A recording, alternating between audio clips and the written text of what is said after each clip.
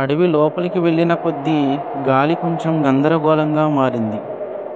ఆ మ్యాపు వారికి పెద్ద రాతి తలుపు దగ్గరికి తీసుకెళ్ళింది. ఆ రాతి తలుపు మీద అడవి జంతువులతో అందంగా చెక్కించి అలంకరించబడి ఉంది. రోహి ఆశ్చర్యంగా ఈ తలుపుని ఎలా తెరవాలి అని ఆలోచిస్తుంది. గని తలుపును పరీక్షగా చూస్తూ, రోహి ఇక్కడ చూడు, ఒక చిన్న శాసనం ఉంది అని అన్నాడు. అది చూసిన రోహి, గని ఇది ఏదో ఫారెస్ట్ లాంగ్వేజ్ లాగా ఉంది, నేను ట్రై చేస్తా అని డిఫరెంట్ యానిమల్ సౌండ్స్ ని చేసింది. రోహి చేసిన సౌండ్స్ కి ఆ రాతి తలుపు పెద్ద శబ్దంతో మెల్లగా తెరుచుకుంది. మసక వెలుగుతో నిండిన గది, మెరుస్తున్న నిధులు మరియు ఎన్నో పురాతనమైన వస్తువులు గది లోపల ఉన్నాయి.